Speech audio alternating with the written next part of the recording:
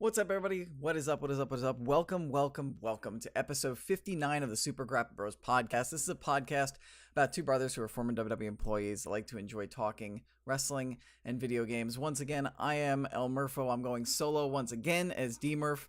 My brother is out on vacation right now. He will be back, should be back next week to join me in next week's episode, which will be our SummerSlam predictions episode and also NXT TakeOver Brooklyn 4 predictions episode. This week, we're going to be talking about a lot of stuff in wrestling and video games. I'm going to try, though, to make this quick. Been pushing these solo ones to an hour. I'm going to try and keep it under an hour. Hopefully, maybe I'll be able to keep it to like about a half an hour, 45 minutes. What is up to Hugo Gonçalves in the chat, by the way? This week, we're going to be discussing Colt Cabana is issuing a lawsuit to CM Punk regarding legal fees for their lawsuit against Dr. Aman with WWE. Renee Young is the first woman to call a full Raw. That's other news. The Aleister Black injury and what that means for NXT TakeOver Brooklyn 4. As well as a bunch of other stuff, the happenings in Raw, SmackDown, NXT, that kind of stuff. We're going to touch on some of the bigger things there. And then in video games, we've got a lot of Destiny 2 news, Super Smash Brothers for Wii U news, the Red Dead Redemption gameplay trailer, plus Madden and We Happy Few came out. But we're going to get started by discussing Raw. And Raw was all right this week. It was okay from what I caught up on, watched highlights of. The big shining segment from Raw this week was the Paul Heyman backstage interview promo with Renee Young. Good God, I don't know why Paul Heyman has never tried to become a wrestler. I mean, not a wrestler, an actor, because good Lord, was that amazing, that performance he put on. He looked just physically like distraught, strewn about.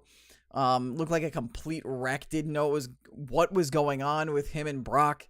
You felt and believed everything he was saying about them being kids, their friends being kids. Brock just has now gone off the grid with him, won't answer his calls, won't answer any kind of communication he tries to reach out to him.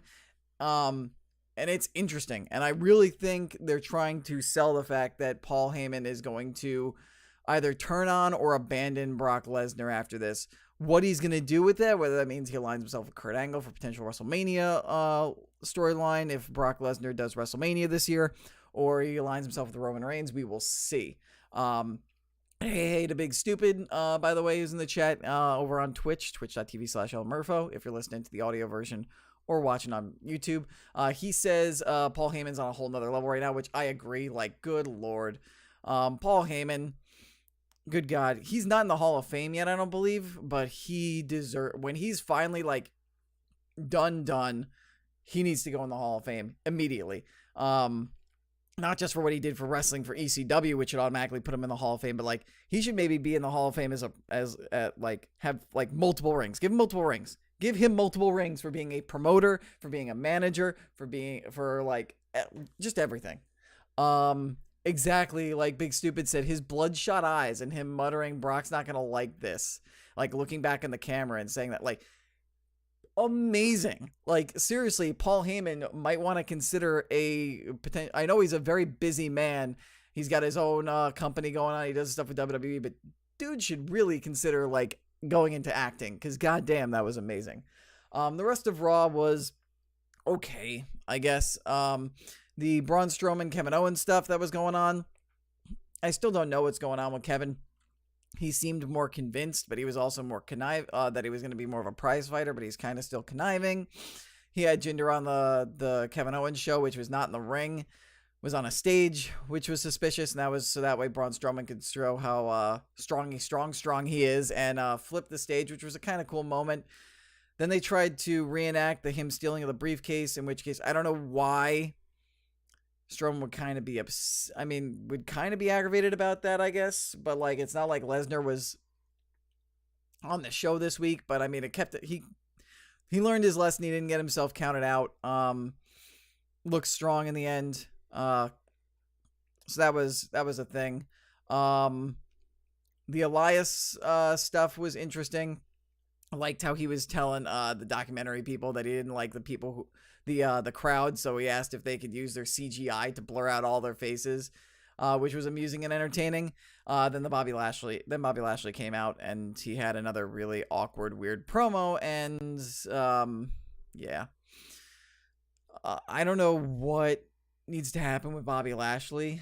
But I want it to be good. I want him to be entertaining. I don't think his character is just in a good place right now, and like they need to like rethink what they want to do with him and retool it and try to write some better stuff for him. Maybe even turn him heel. He might be better off as a heel than this babyface who just shoots like schoolyard insults at people and laughs at somebody accusing men of being his sisters, and it's just weird. Seth Rollins also had his match against McIntyre and Ziggler. He was supposed to find a tag team partner. Breeze offered his services, which I think was cool because we got to see Tyler Breeze.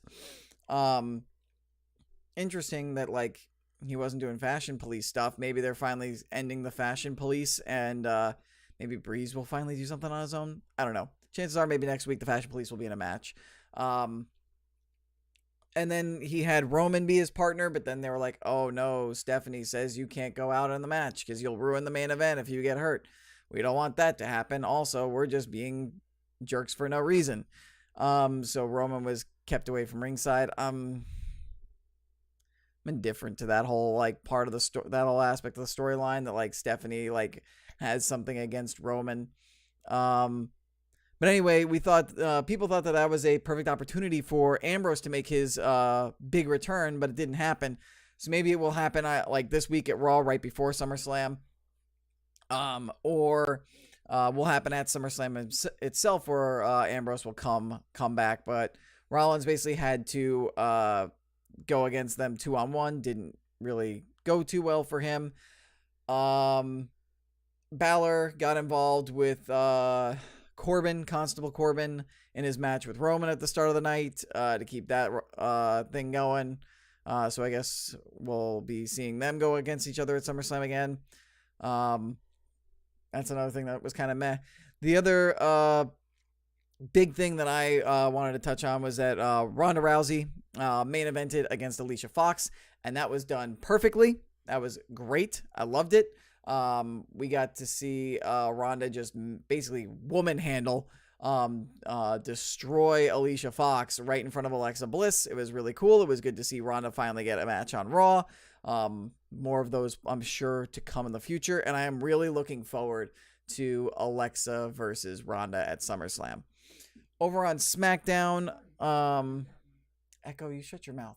You shut your mouth, Echo. Every time. I need to learn to unplug that echo before I start every podcast. We've been doing this for like over a year and I keep forgetting. Anyway, over on SmackDown, we had Randy Orton just being heel Randy Orton. We had Shinsuke Nakamura beat up on R-Truth after an interesting backstage promo. We had some interesting stuff go down with Rusev Day. Rusev apologized to Lana for not being ringside last week against Zelina Vega, so he'll be out there ringside again for her match with Zelina Vega this week.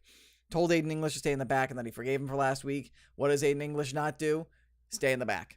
He comes out to try and help Rusev when he's scuffling with Andrade Cien Almas. Ringside pushes him up onto the apron and into the corner, which knocks over Lana, gets her the loss again. So I guess it looks like we're probably going to be getting Rusev versus Aiden English at SummerSlam. Unless we get Rusev versus Almas. It's going to be interesting. I would prefer Rusev versus Almas. It's a much better match. Yeah, I think it was cool, though. One thing I will say about that is it was really cool that we have this rivalry going on between, two, like, couples, so to say.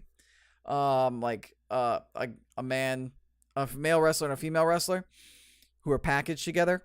And we are able to further the story through the women having, like, full-on wrestling matches with the men on at ringside, which hasn't really been, before the women's revolution, was not that common a sight unless it was like maybe say Lita versus Trish or something like that. And if they did, it wasn't the biggest, at least from my memory, the biggest of wrestling matches. And Lana has shown, from what I saw of the match, Lana has shown some improvement. There was a little bit where she got kicked in the back by Zelina. She didn't really sell that much, but she is coming along very well, and she actually looks like she's getting not too bad. Like, it's you don't see, oh, Lana's in action now, and you're not like, oh boy, this is gonna be a thing. You're actually like, oh, this could actually be a decent match. So good for Lana. I think it's really cool that they're continuing this whole Rusev, Andrade, Lana, Zelina storyline through in 2 weeks in a row, through Lana and Zelina having matches instead of just like Rusev and Almas having scoffs or matches, or English getting involved in a match against Almas and stuff like that. What is up to Laser Scope in the chat, by the way? We also had a tag team match of Becky and Charlotte versus the Iconics, which was cool. Becky and Charlotte won. They're both in the championship match, as we know, at SummerSlam against Carmella. Carmella was on commentary. She did all right there. Not too much to complain about. Should be a good match. Should be entertaining. I'm starting to think that maybe Carmella might hold on to the women's championship. If they don't want to go with Charlotte and Becky as a thing, because they may try to, I wouldn't be surprised if they unveil for Evolution a women's tag team division that maybe goes across all the brands, or at least Raw and SmackDown, and NXT, like, female tag teams would be welcome to compete maybe. And like I said, like, it's cross-brand because they've built up the Hug and Boss connection with Bayley and Sasha. You've got the Iconics. It looks like, I wouldn't be surprised if maybe they package Charlotte and Becky together as a tag team. So I wouldn't be surprised if this is like the start of them trying to put together a women's tag team division that they will then announce as an official thing for Evolution as we get closer to the event and they unveil women's tag team titles. So that's something to look out for going into SummerSlam, and something to keep in mind for people who may think that Carmella is for sure going to lose the championship. Keep in mind that, you know, maybe they're trying to build this tag division, and maybe they're trying to get this this tag team developed between Charlotte and Becky, and maybe it'll be like a contentious tag team. So maybe neither of them win, and they just pair them up as a tag team. We'll see. That's everything that I can remember. Oh, no. One more thing is that we got the New Day came out backstage. They had an amazing segment. Kofi put on like a white blonde wig and put on like old school, almost like Vince McMahon 80s style, like announcer backstage interviewer suit, and like threw on this official announcer voice and like interviewed Big E and Xavier about their match with the Bar that evening, which was awesome. But unfortunately, the New Day, I say unfortunately, but like, I do want to see the New Day continue to have success and win titles. But I kind of wanted to see the Bar in a championship match again. But I mean, I'm sure it'll come again in the future. New Day beat the Bar. We will be getting Bludgeon Brothers versus New Day, and I hope New Day wins. Bludgeon Brothers did get a nice little bit of a build by winning a 3-on-2 handicap match against a bunch of like kind of nobodies. So yeah, it'll be entertaining. I mean, I would have preferred the Bar simply because I like watching the Bar, and I feel like they haven't been in a prominent storyline since coming to SmackDown. But you know, it's New Day versus the Bludgeon Brothers. I'm sure with the New Day in there, it's going to be entertaining and fun anyway at SummerSlam. NXT, Aleister Black faced Johnny Gargano in the big match. Ciampa got involved, so William Regal came out and said it's going to be a triple threat match at NXT TakeOver Brooklyn 4, but now it's not because Aleister Black, as I mentioned last week, suffered an injury, and they officially announced, they showed a video where Aleister Black was attacked by somebody and was injured as a result. And William Regal said that now it's going to be Gargano versus Ciampa in a last man standing match, which is the match type they were going to have at NXT Chicago Takeover Chicago 2. But because AJ Styles and Shinsuke Nakamura was the last man standing match the following night, they'd scrap that. So now that's going to be happening at NXT Brooklyn 4. Takeover Brooklyn 4. Is it worse than I thought? I did not read that much. I just heard that they officially confirmed that he is gone from NXT Takeover Brooklyn 4, Big Stupid. So if you have any more information, please let me know, and I will inform the masses here on the podcast. I'm trying to think other stuff on NXT. We had EC3 experience the Velveteen Dream, which was a weird segment. Like, Dream was at this his fancy home poolside relaxing. EC3 comes over to him. They talk for a little while. He goes to show him the pool. EC3 thinks he's gonna throw him in. EC3 is just like, you know, I came here looking for a fight, not an experience. Throws Dream in the pool, and that was it. So Dream's gonna respond next week. It was kind of odd. I mean, I don't know quite if it was the good kind of odd as Dream was. It was certainly interesting and something different. I'll give him that much. And it'll be interesting to see how this continues to develop as we get closer to NXT Brooklyn 4 when we reach the end of the road next week at NXT. Outside of that, there really wasn't too much. We got the debut of Keith Lee, I believe it is. We got Keith Lee's debut this week, and I will say, dude is athletic as hell. I want to see more Keith Lee. It was so good. He faced this German wrestler. I think his last name was Mattel or Cattell or something like that, who was also pretty good. Like, it wasn't like Keith Lee didn't just come out and have a squash match. That dude did well too, but Keith Lee was able to do like a leapfrog drop down drop kick and made it look like it was nothing, like it wasn't even trying. Dude is incredibly athletic, insanely athletic for his size. And they mentioned that Dusty Rhodes was his mentor, and just from not just his body size, but like from his mannerisms, he almost seems like almost echo of Dusty Rhodes, and you can almost sense and feel a little bit of Dusty in him, just by the way he moves about in the ring and the way he conducts himself just from his entrance. So I am very, very interested to see more of Keith Lee going forward. He had an amazing first match in NXT. Over on 205 Live, we just had promos from Drew Gulak and Cedric Alexander to set up Jack Gallagher versus Cedric next week in the final 205 Live before SummerSlam. What is up to Cam in the chat, by the way?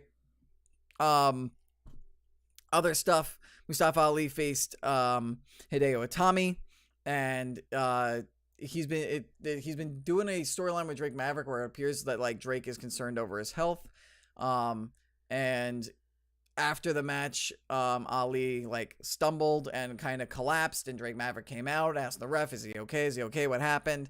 As like Itami was kind of like laughing. It looks like he had gotten busted up in the mouth a little bit, so he was bleeding, and that's what we went out on. We also had Lucha House Party versus Tony Nese and Buddy Murphy, which was an interesting match. Nese got the win by rolling up, I believe it was Lindsay and not Kalisto. I think it was Lindsay he pinned and pulling the tights. That's all I can recall from... I know Noam Dar had a match last night or on 205 Live. I can't remember how he did. And I believe, if I am remembering correctly, that this week we are going to be getting, in addition to Gallagher versus Alexander, we will also be getting, we are getting Akira Tozawa versus, wow, why am I blanking on this?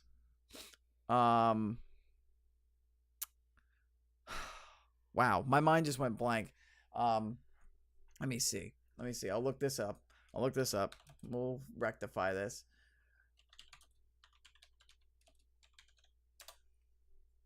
Leo. Oh, it was no, it wasn't. It wasn't next week. It was this week. We had Tozawa versus Leo Rush. Shows how well I know.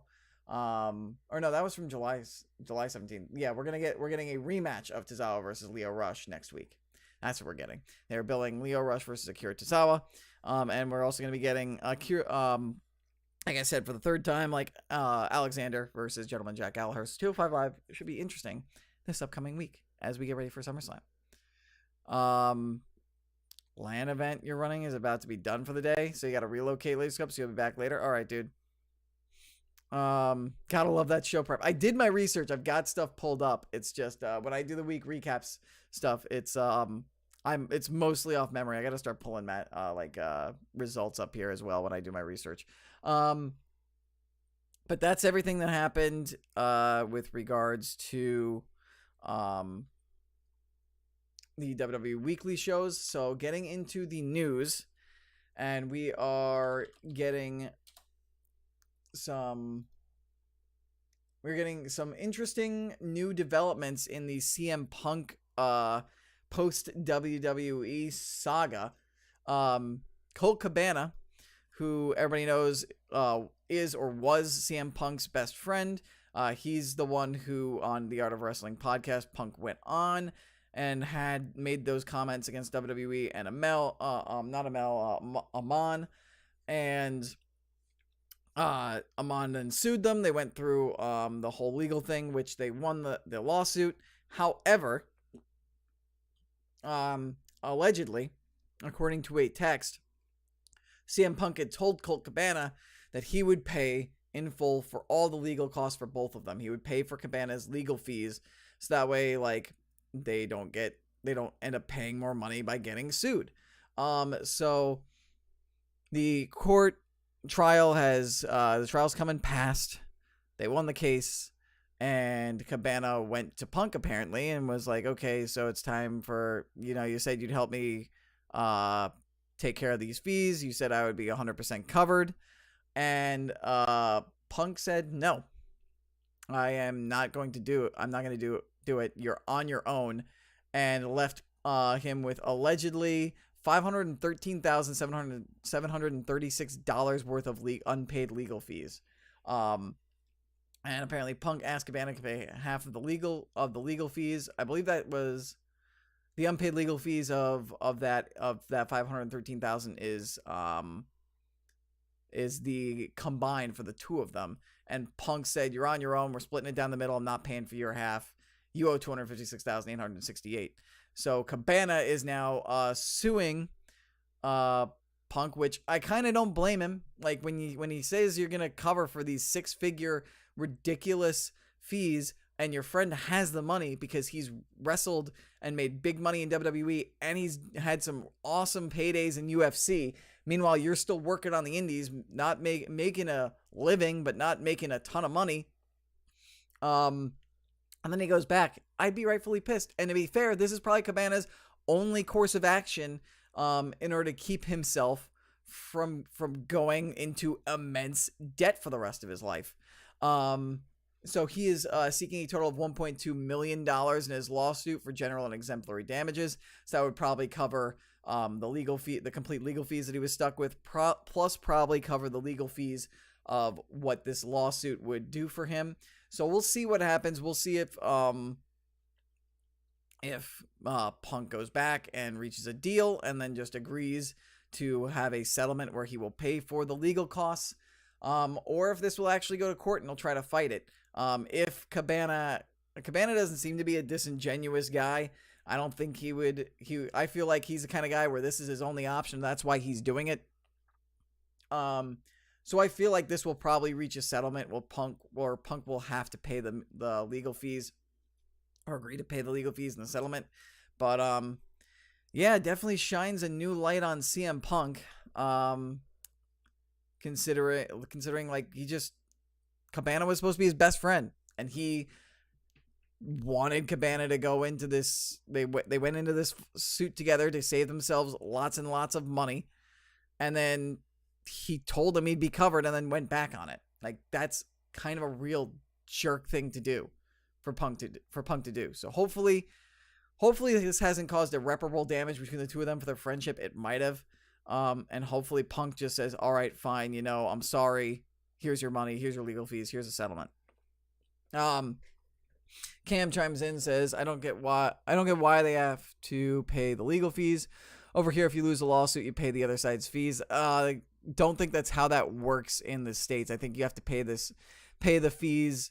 I think each side of the trial have to pay their own legal fees and their own legal costs here in the States.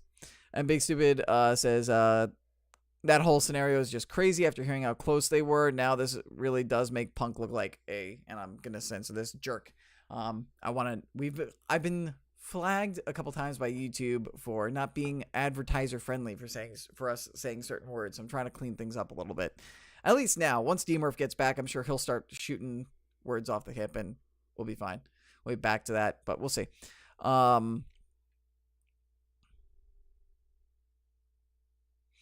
Big Stupid says, Cam, that's the way it is unless you add that into the actual lawsuit. Yeah. Yeah, unless in the lawsuit it says that like part of the damage and the fees are for the other side to pay for the legal fees of the winner, I think. You said, "Oh, my bad, sorry." So, I think. No, you don't have to apologize for using that word. I'm just trying to personally avoid it to try and be a little more advertiser friendly on YouTube. We'll see if that succeeds or not. I'm betting it's not going to. The second topic I would like to discuss, something that is long overdue and that I feel should have happened years ago. Renee Young has been announced to be the third member of the commentary team on Monday. She will be the first woman to ever call a full episode of WWE Raw from start to finish. Long overdue. Renee is amazing. She is excellent at what she does, the best of the best. And she's already done commentary on NXT before, and I liked her. And I feel like if you're going to do this women's revolution and women's evolution, you need to have a woman's voice in the commentary table. There's been need for a woman's voice in the commentary table for years, and Renee has been ready for that for years. And I don't know why they put guys like, no offense against Coach, like I like Coach, but like they need to have somebody like they should have her on there ahead of Coach, ahead of a David Otunga, ahead of perhaps maybe a Booker T if Booker T's the third guy. And she has been like primed and ready for this for years. Like this probably should have happened 2, 3, 4 years ago. She should have been put up there on the commentary table. And it's well overdue. And I hope this isn't just a start. I hope she does this. Then I hope she does the women's evolution. Then I hope she becomes a third member of the Raw commentary team. Get some of the other backstage interviewers that you have back there tend to take over for her. If they want to let her keep doing the WWE pay-per-view hosting and she's down for it, she can do both. It's great. It's great. It's a great piece of news. I'm happy for Renee. She deserves it. And I am looking forward to Monday night. I actually might try to tune in Monday night, or at least have it on the background so I can listen to her doing her commentary during the show. And I look forward to seeing her on the commentary booth more often in the future for many times to come. Cam says Renee is great, definitely better than Coach. And Suckaval has proven on World of Sport that female commentators work well. Yeah, they do. And it provides like good insight. You get that female perspective, which is important when you're trying to like build up the women's division and have, you're having like 2 or 3 women's matches a night now on Raw and potentially on SmackDown, and you're going to have a women's only pay-per-view. It's long overdue. Stupid said, I'm not sure it's a real culture shock to go into that commentary table having been screaming at you in the headsets. Yeah, but I mean, like, it seems to me like Renee's wanted this for a while, and they just haven't given her the opportunity. And who knows? Maybe if it doesn't work out, maybe Renee will say that's why eventually. But I feel like this is something Renee has wanted. Again, this isn't coming from personal experience. Like my interactions with Renee when I worked with the company were very short, and we didn't really have a personal rapport, but she was an awesome person. And she needed it. Yeah, no, not everybody's cut out for it. Joey Styles has told me himself, because Joey and I worked together a lot when I was in WWE. Joey Styles told me that he couldn't take it, that he was not cut out for hearing Vince bark orders in his ears, and that's why he has an insane amount of respect for Michael Cole. But I'm hoping Renee's cut out for it, and I hope Renee does well. I hope she excels, and I feel like it's well deserved, long overdue. Hopefully it happens a lot more in the future. And then another news story involving Chris Jericho as we move on. Well, actually, hold on. Bixby, you said everyone bet this away for her to resign, like the commentary booth. Don't you think that that's a move? This is a move by WWE to keep her from resigning because apparently she's unhappy. But anyway. Moving on, Chris Jericho news. Apparently, people are saying, and there are rumors that Chris Jericho is going to be destined to eventually make it to Impact Wrestling. Apparently, the guys who are running Impact right now, Callis and D'Amore, Don Callis and Scott D'Amore, were recommended by Jericho to Leonard Asper of Anthem Sports to be put in positions of power at Impact, and they're responsible for the way that things are turning around with Impact Wrestling. And people believe that since Impact operates now mainly out of Canada, and Jericho has said that he doesn't, that he feels like he wouldn't aggravate Vince so long as he doesn't do shows in the United States, which is why he does New Japan. People think, well, it's technically Canada. It's Canada. It's not technically the United States, and he has a rapport with them. Maybe he'll eventually go there. And also, somebody asked if Jericho would ever entertain the idea of going to Impact, and he said, of course. Again, entertaining. This is mostly just speculation, people speculating. It'd be cool if Jericho went to Impact. I don't know if it's likely, unless there's something more concrete or he actually shows up on there. I'm not going to believe it, though. In other news, other injury news, in addition to Aleister Black, Maria Kanellis broke her wrist while training for her comeback. As those of you know, she got pregnant with her and Mike's child, gave birth. She was on maternity leave, and she is now training to return. Broke her wrist, but she will only be in a cast for 6 weeks, which means that she will be fully healed up in time for Evolution. So we could still see Maria return to the ring and have her return match at Evolution. So unfortunate that she broke her wrist, but luckily the injury isn't severe enough to keep her out of Evolution as of right now. And then the final piece of news I want to discuss or just bring up and mention is an interesting report from somebody who represents the Wrestling Observer website. He mentioned that he went to the first tapings of the Mae Young Classic and was approached by somebody at WWE saying that that they know who he was, that he worked for a dirt sheet, and they told him to specifically told that this is what he said. I'll just let his words speak for itself.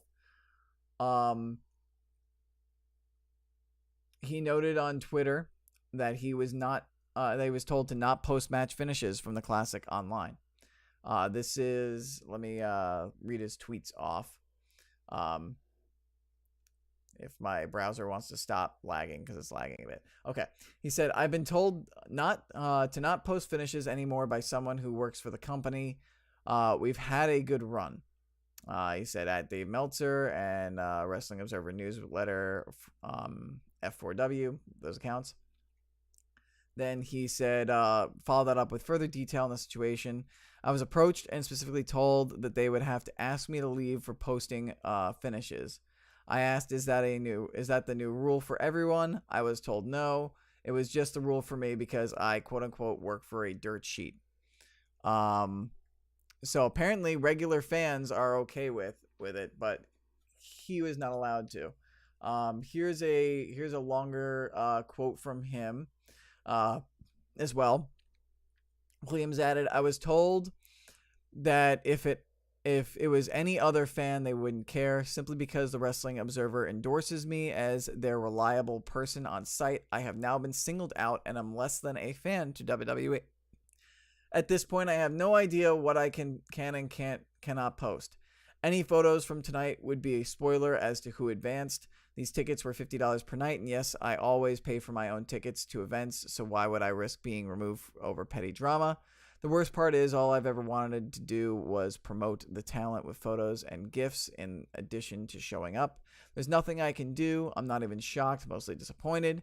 And even if I'm less than quote-unquote just a fan, I'll still be at Full Sail tonight having a great time. I can understand them not wanting to post finishes. But it's interesting to me that, like, regular fans, it's okay. I guess maybe they feel like they can't control what fans post on social media, but they do have control about media not posting finishes. But, I mean, in the age of the internet, it's going to be hard to control either way. Maybe they're trying to crack down on media posting finishes, even if fans are posting it. Like, maybe they're trying to enforce this new rule where media people can't take those results that fans are saying and putting them out there. But I think there are still going to be some dirt sheets that are going to do that anyway and won't care if they get kicked out of WWE events. It sounds like WWE trying to control the leaking of finishes before things air, which I can understand. But at the same time, it's like, it's hard to control things like that. So it's an interesting situation. And actually, this is... I'm trying to think. Hold on a second. I might actually know who this is. This might actually be somebody I know. In which case, we may have a follow-up if D-Murph talks to him. I don't think so. I don't think this is who I have. My brother and I have a friend who goes to Full Sail, and his name is JJ. As far as I know, he doesn't do anything for Wrestling Observer newsletter, but could be different. Doesn't look like the JJ that we know. But if that turns out to be him, maybe we'll have more on this next week. But yeah, it's just... Yeah. Big Stupid says WWE themselves post spoilers on NXT all the time. I think that's them trying to get ahead of the rest of the media reporting it. So maybe this is a new approach. Maybe it's more, we won't report it and we'll crack down on media outlets reporting it. And, and the Mae Young Classic is a bigger event than just random NXT stuff. So I don't know. Maybe they're trying to, maybe it'll work. Maybe it won't. I don't know. It's a tough thing to really have an opinion on because I can see where WWE is coming from. I understand, they're trying to keep people from. It's almost the same thing as like a movie studio trying to be. It's hard. It's almost like a movie studio trying to be tight-lipped about, like, say, Lucasfilm doesn't want people to know what's going to happen in episode 9. However, like, with WWE, it's a situation where, like, regular people are allowed on set to watch the thing get filmed. So it's like, it's like hard. But it's tough. Like, I feel like the media people should be allowed to report on stuff like that. At the same time, I can see where WWE is coming from, and I understand they want people to actually watch the full thing instead of reading about it online weeks beforehand. So it's a tough situation. I don't know what the solution is, but it's unfortunate that this guy was getting, like, told to leave because they know that he posts spoilers. So yeah, that's mostly my opinion. That's my take. I just wanted to put that out there. Like, you maybe take that information, make a conclusion on your own. And that's going to, well, actually, that's not going to do it quite yet, because there was one more thing that I remembered as I started posting that I wanted to touch on, is that we got an announcement, an update for All In addition to a documentary that, oh, that should not be happening. Hold on. Mute that. We got a announcement from Cody Rhodes and Stephen Amell from All In. Stephen Amell is returning to the ring to wrestle. As people know, he is the star of Arrow. For those of you who maybe have watched the latest Teenage Mutant Ninja Turtles Michael Bay movie, he also played Casey Jones. He will be facing off against Christopher Daniels at All In. We got the match announcement. So that'll be really cool and interesting. I am intrigued. I think Stephen Amell did good stuff in WWE, and he was going to be having an actual match against Christopher Daniels, which is going to be sick. And then another all-in stuff. Cody Rhodes put up the latest documentary for All In, which I believe that he called it was called All Us, I think the name of it was. And it just talks about Cody and the Bucks and how they built up All In and what this could mean for independent wrestling or non-WWE related wrestling companies going forward. It mentions the Madison Square Garden show that New Japan and ROH are doing and all that stuff. It was really cool, so I recommend you go check that out as well. And that's where I'm going to end things in wrestling. Going to move on to video games. The first thing I want to talk about is we got a huge gameplay trailer for Red Dead Redemption 2, and oh my God, is this thing amazing. This thing is going to be ridiculous. The graphics are so beautiful. The physics are insane. Arthur Morgan at one point gets thrown out of a window. All the glass breaks in all different directions. He rolls into the mud. The mud leaves an impact from where his body and weight hit it, and it tracks all up onto his clothes seamlessly. We got to see him moving around in the snow on horseback with Dutch, and the snow is moving realistically. The light is reflecting off of the snowflakes going on around him. It just looks like such a beautiful game. And we also got some more details on how the gameplay is going to work. The horse that you have, it will be, you have to make sure that you tame it. It will act a lot more like a real horse, where you have to try and, build a relationship with it and for it to trust you, so that way it doesn't go bucking you off and going crazy. It'll shy itself away from predators, even if you're on horseback, and your horse can die. And if it dies, you have to go and get yourself a new horse and build a whole new rapport with that horse. We also got to see, not just another image of John Marston around the campfire for the gang at camp, but we also saw, I believe it was Abigail, his wife, and young Jack Marston as a little boy, which was really cool. So it seems like we might actually see it played out to where John leaves the gang and departs the gang and flees from the gang because he doesn't want his wife and his kid to be involved in this life anymore, and especially when they're being hunted down by federal marshals, which is part of the story of the game. Apparently, you're going to be dealing with marshals and bounty hunters constantly coming after you. So the gang will be getting run out of towns, and you will have to relocate the camp for raids and when you get run out into different areas. And part of the thing you're responsible for is getting pelts and stuff for the camp, making sure that you do side missions, so that way the camp is sustained and that everybody's happy. You can also play poker at the camp with the outlaws and stuff with the other outlaws, members of the gang. And that's also, I believe, where you will have your missions as well. So it was all really, really cool stuff. No word on multiplayer, but Rockstar, I believe, if I recall correctly, said that this is not going to be the only trailer. There will be more gameplay trailers coming up. The next one, I don't know what the next one's going to have or what will be, but there is a new one coming out. And we'll be getting more and more details, and I'm sure we'll learn about the multiplayer, which I'm sure will be amazing soon. And I don't know why I just gotta start muting all these tabs as I switch over to them, so that way you guys don't hear these ads automatically playing when they shouldn't be. Destiny 2, we got some new news with regards to Forsaken, the Destiny 2 expansion coming out in a couple weeks, just under a month. the way that players gain power rewards this week, it's going to be a lot more like Destiny 1. It's going to be way more difficult to hit. To quote Polygon, in order to achieve this, Destiny 2 Forsaken will give players higher power rewards when doing something difficult, and smaller power boosts when the activity is trivial. Some power changes will also be mysteries, and most have been removed from the director. So, for instance, a Guardian who manages to complete a raid when they're 40 under the recommended power level can expect even greater rewards than before. So you're challenged to try things that might be a little more difficult for you. Powerful gear will now always give at least a small boost to one piece, and will never come in weaker than your current power level average.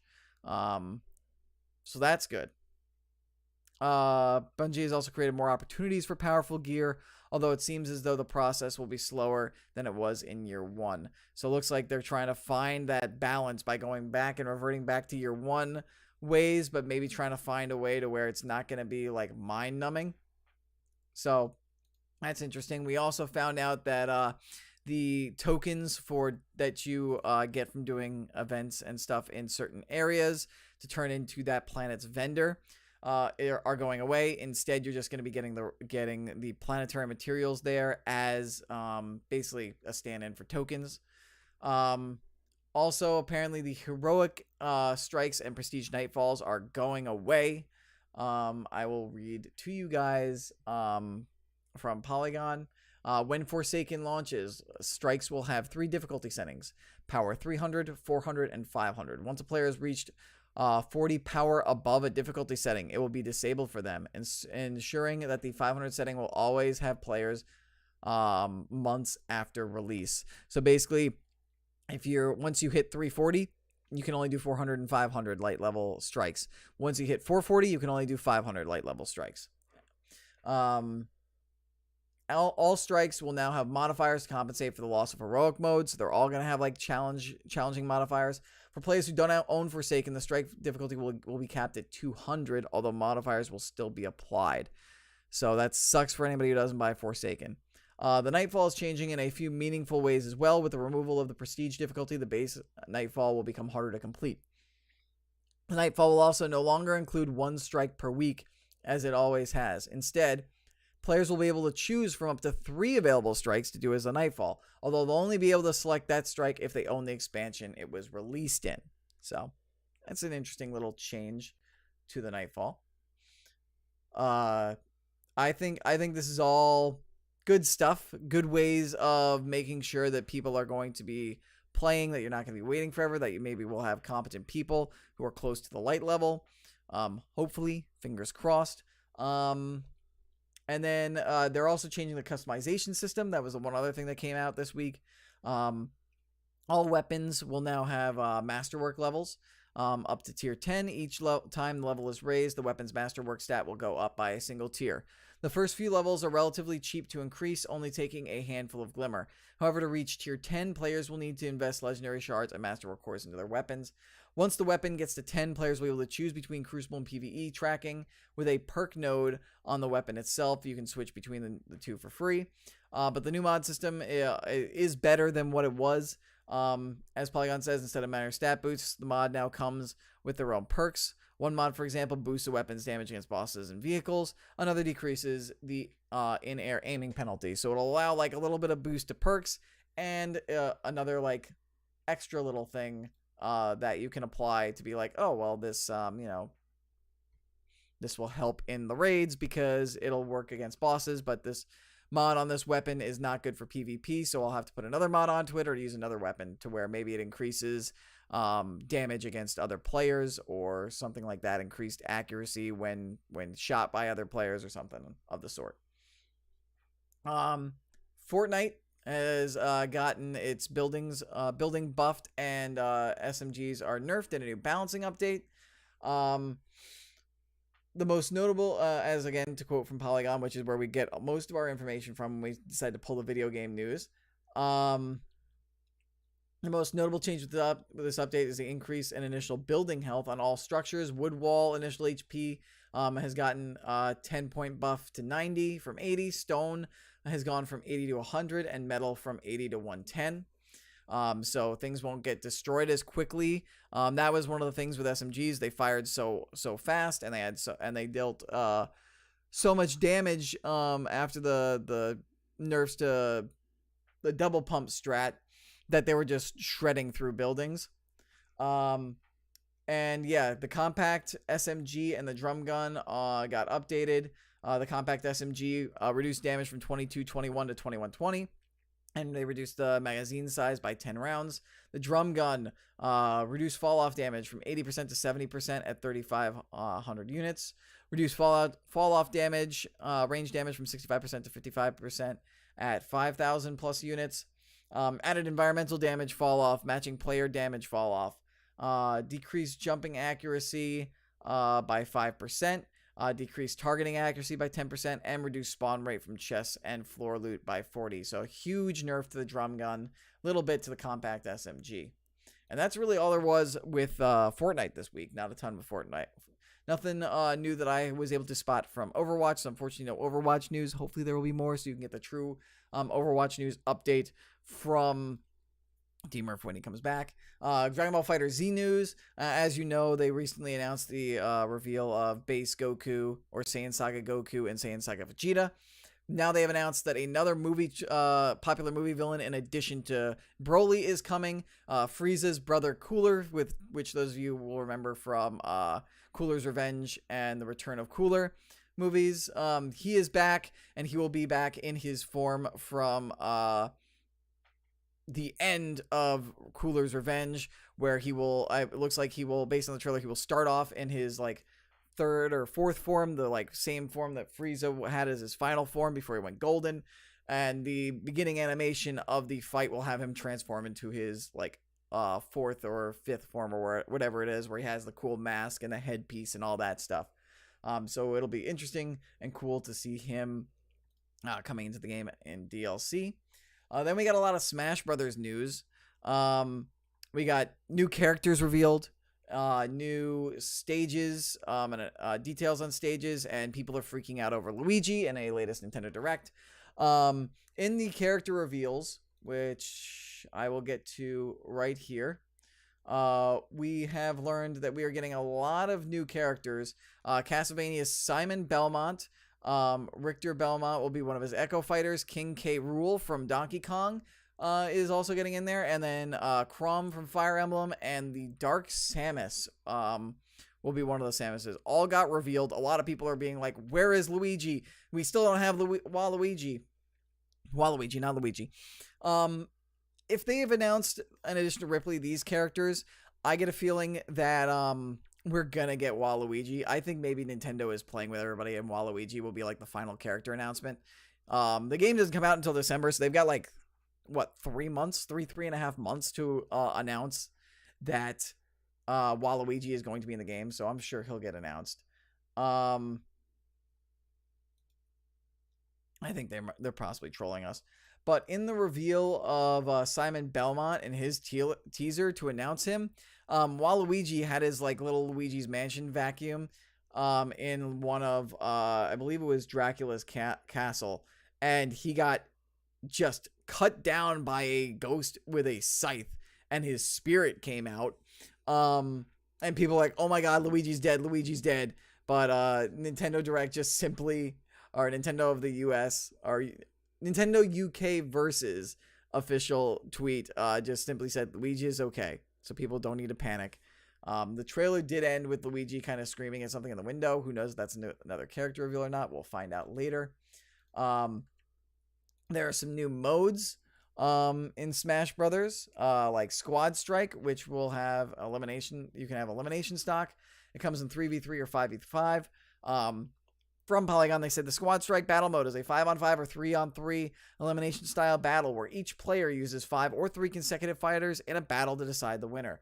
But multiple players can also take turns. There's also Tourney mode will allow players to input up to 32 participants and generate a tournament bracket. So if you want to like get a bunch of friends together and maybe play against the CPU and do like a little tournament and see who can make it to the finals, you can do that. Everybody picks their thing. Then the brackets are randomly generated with the rest of CPU players. Smashdown mode makes the selected characters from the previous battle unavailable. So players must choose a new fighter for the next round. Versatile players who play many different characters will have a chance to excel.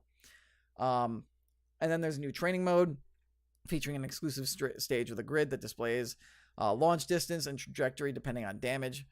The fighters' weights are factored in at the moment of impact.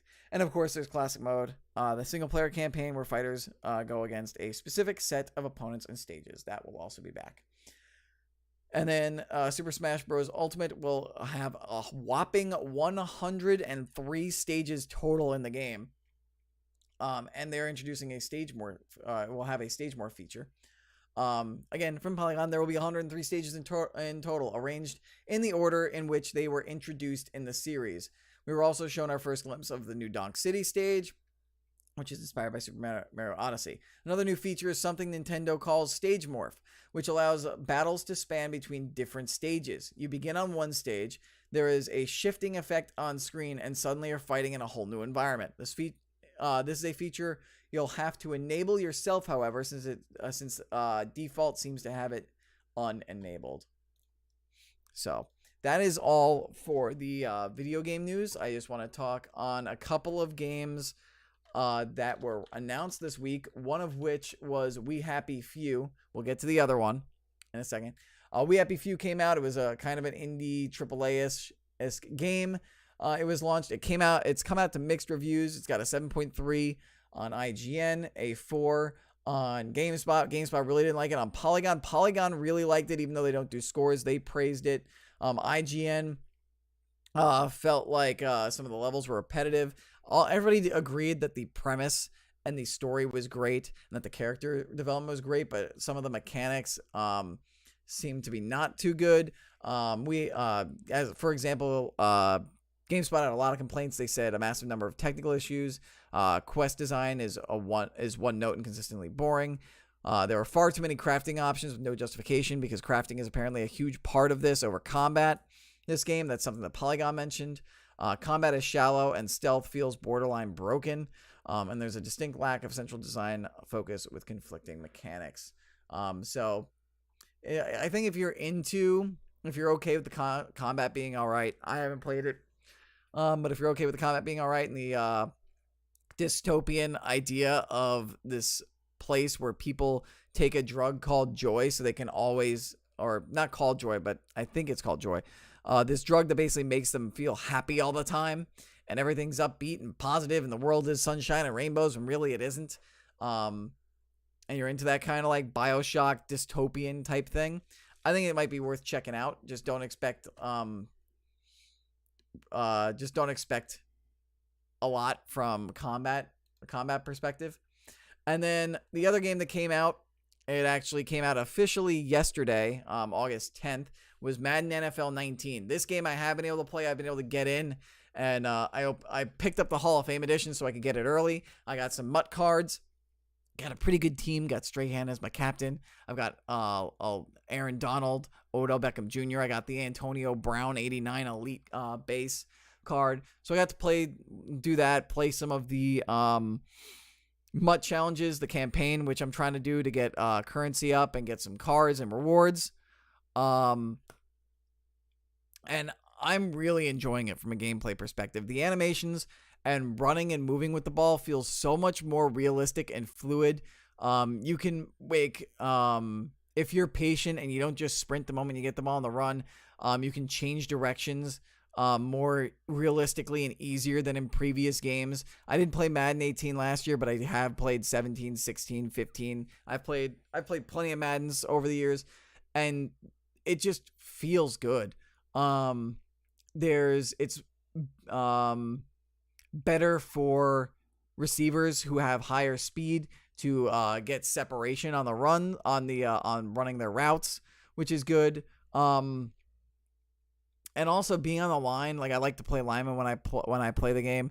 Being a lineman is good. I feel like you can win battles easier, get behind the line, get to the quarterback, but that doesn't always guarantee that you're going to break up the play. And if you're double teamed, good luck getting through. So all around so far from my experience, it's been good. A lot of people have said that Long Shot is not as good this year because they've removed some of the interactive dialogue. So that's not too good. Apparently, one or two of the changes in franchise, I think, as far as like the experience and how you level up in franchise, has been slowed down. But aside from that, from a sheer gameplay perspective and from a MUP perspective, a lot of people have had quite a lot of praise for Madden 19. And I can say from a gameplay perspective, it's great. MUD is a lot different from what I remember it when I last played it 2 or 3 years ago. So I really can't judge until I dive more into it. But I like the increase in solo challenges because I like playing solo. There seem to be a lot of options in MUT. And it just seems I'm having a blast with it. Hopefully I will be gameplay streaming it sometime soon. But, with fantasy football season and draft season going on at work, it's been a little busy. But yeah, definitely Madden 19. Be sure to check it out if you get a chance. And with that, that's going to do it for me on this podcast. And hey, look at that. I kept it to just about an hour. We did it, guys. Hell yes. Laserscope says that God of War New Game Plus drops August 20th. So if you're a big person into God of War, be on the lookout for that. If you want to play New Game Plus. And yeah, with that, we will call it for episode number 59 of the Super Grab Bros podcast. Do not forget you can watch this live via stream every single episode. Traditionally on Saturdays from the late morning to the early afternoon. We normally vary in times where we get started between, like, say, 11 o'clock in the morning to 2 o'clock in the afternoon. But you can catch us live. Join in on the chat on twitch.tv/L_Murpho. You can watch us You can watch us back in VOD on Twitch, as well as on YouTube at youtube.com/LMurphoReal. Make sure to rate, review, like, share, subscribe over there. You can rate, review, and subscribe in the audio version, which it can be found on SoundCloud, iTunes/Apple Podcasts, Google Play, and lots of other places where podcasts can be found. I apologize for those who may not have gotten last week's podcast or got it late along with this one. Last week, SoundCloud was down. I could not upload. I tried like 5 or 6 times to upload the audio version to SoundCloud, and that's where our RSS feed lives. So if it doesn't go up to SoundCloud, it doesn't go anywhere else. And there were problems Saturday, Sunday, and Monday. It wasn't working, and then work just overtook me this week. So hopefully it'll work. It'll get out this week, and hopefully I'm going to try to get out last week's podcast out again as well. So that way, if you did want to listen and hear what I said in the audio version, you have the chance. But yeah, that's where you can find the audio version. If you have any comments, suggestions, feedback, any of that stuff, be sure to check out the Discord server, the El Murpho Discord server. We have a couple channels there, which features viewer predictions, where if you get the most predictions out of all the viewers, you get shouted out in our pay-per-view review episodes. And if you get more predictions right than myself or D-Murph, you can also get your name shouted out. Also, you can email us at supergrabbros@gmail.com. Another channel, by the way, also on the Discord, which I skipped, was also a feedback channel on the Discord server.